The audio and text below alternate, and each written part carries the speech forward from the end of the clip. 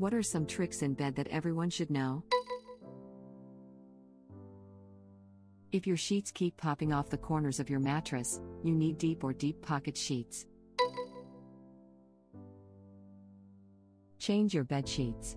Having a clean bed sheet really changes the ambience and put your thermostat down a few degrees. Especially after shaving your legs. If you have a fan on low, even if it's not pointed at you, it can create the kind of noise that prevents you from hearing every little house click and thing happening outside. I can't sleep without a fan. It saved me from my neighbor's notices. Apartment complex, good advice. When it comes to pillows, quality is more important than quantity. Also, don't sleep in your day wear. Paul Blart, Mall Cop Edit, what the hell? That must be awkward at the grocery store. Tuck the most inaccessible corner first when changing the sheets. Absolutely. If you're not one of those fancy people with a bed in the middle of a wall, always do the corner first. The corner is always the toughest, and no one likes doing that awkward belly flop push, stretch and tuck whale movement after the other three corners are locked and loaded. No one likes doing that awkward belly flop push, stretch and tuck whale movement after the other three corners are locked and loaded. I am happy to see that this is a shared human lesson.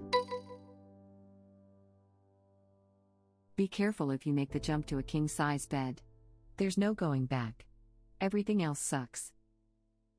Journal, date unknown.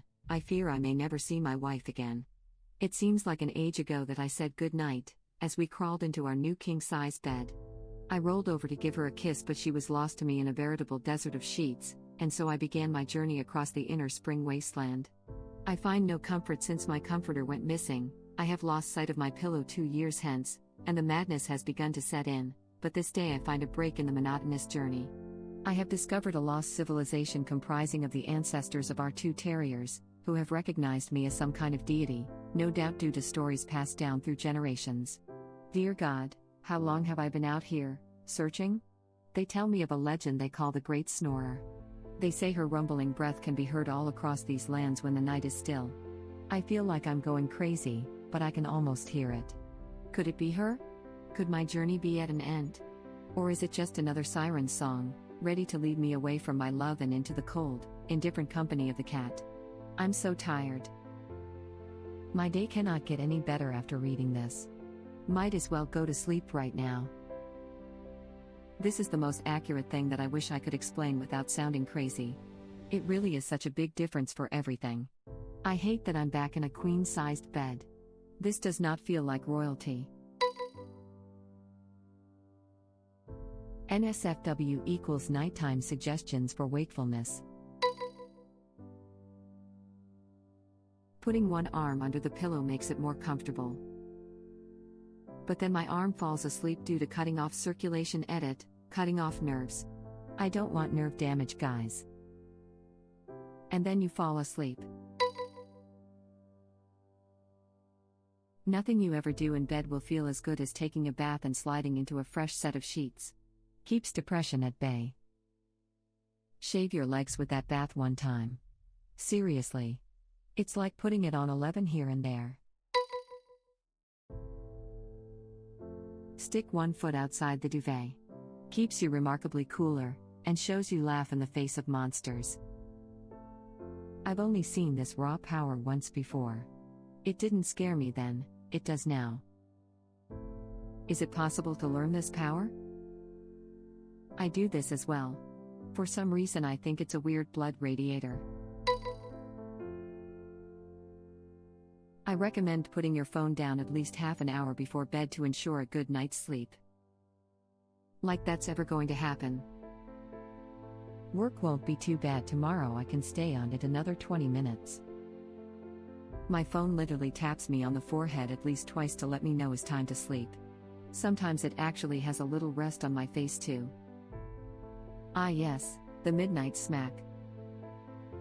What the hell am I supposed to do for 30 minutes without my phone? I'll watch TV instead, I guess.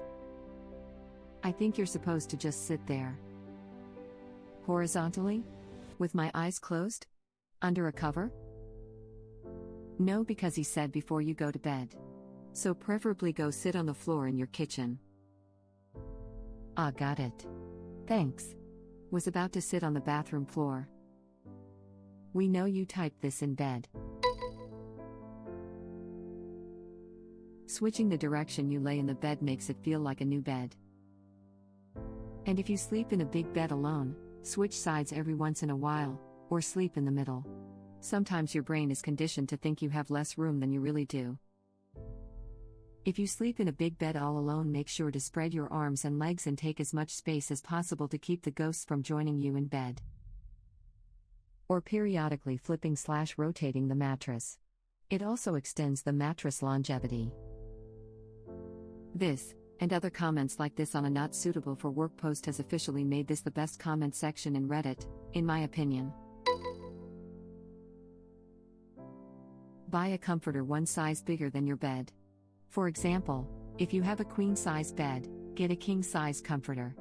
Edit. Since a lot of you are asking and the answer got buried, if you have a king, then the next size up is Wyoming king followed by Alaska king. After that, go make your own damn blanket. Also, if you sleep with someone else, buy 2 blankets. It will make an incredible difference in the quality of your sleep. Why? So I can sleep with neither of 2 options because she somehow managed to cocoon herself in both? Pro tip: get 3. Then when she's cocooned in 2 of them, get the 3rd from the top of the dresser. Been there, done that. 100%, my wife will somehow steal the 3rd in her sleep. Eventually, she'll be so swaddled, you can just roll her off the bed. Make sure have a will written first. Zip yourself up into a sleeping bag, it's basically theft-proof. They then use you as a blanket. Okay, why is this my most upvoted comment? Win-win. Until she does her famous crocodile death roll and instead of getting slapped in the face you get twisted up and choked to death.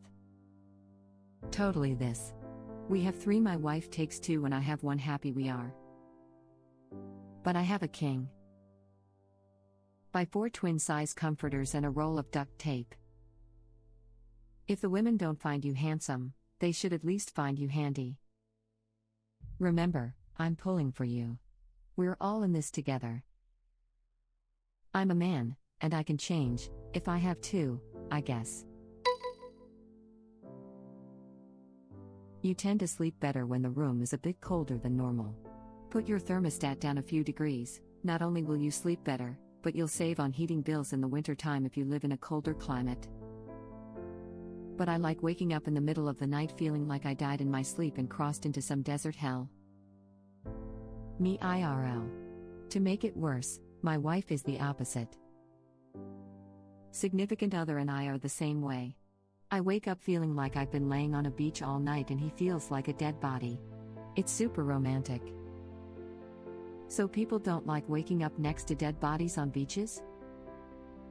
Yep, when it gets cold for the few days in Florida I just turn the AC completely off throughout the day, and if I need some warmth I just launch a game on my computer and it heats up quick.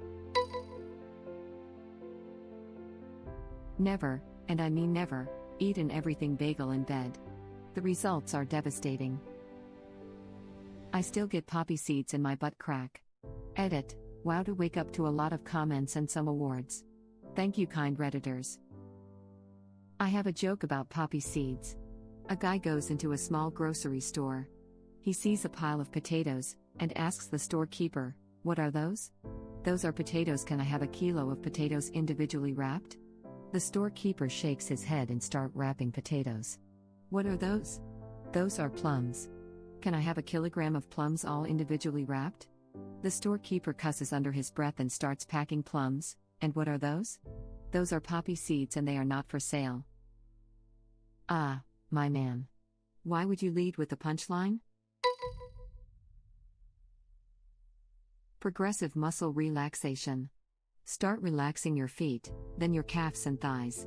Move upwards and relax your back muscles, your arms and shoulders. Take some deep breaths. Relax your neck muscles and jawline. You will fall asleep in peace. Progressively relax your muscles. He's already relaxed all his muscles. He can't relax them any further. Edit. Thanks everyone. This was fun. Never in my whole life have I been able to do this. Every time I try, it's like my body becomes defiant and tenses up further despite me. Also tried yoga. Didn't work out too well. The whole time, my brain was screaming like it was on fire, there might be something wrong with me. An alternative to this I've seen is to tense all major muscle groups, so think about tensing/flexing every muscle in your body for 5 to 15 seconds, whatever feels normal to you. Then relax them all. The flow from one end of your body is about consciously relaxing everything. Everyone tends to hold stress somewhere. So even if you tell someone to relax everything, they won't relax their jaw or shoulders. If you think you can't, I'd say try tensing, then let go and think like a laser is scanning your body, and if the laser touches, ask yourself if you're still tensing that. Are you trying to tell me I can rest in peace if I do this? Negotiate the level of white noise in your bedroom before committing to sleeping together. I made a bad bargain and 17 years later I'm still paying for this mistake. ETA, we've talked about it, and this is a hill he is willing to die on, and I'm not. I love sleeping in the same room more than I hate the fan. Even though I do hate the fan. Compromising on the issues that are more important to your partner is what gets you to 17 years, I guess.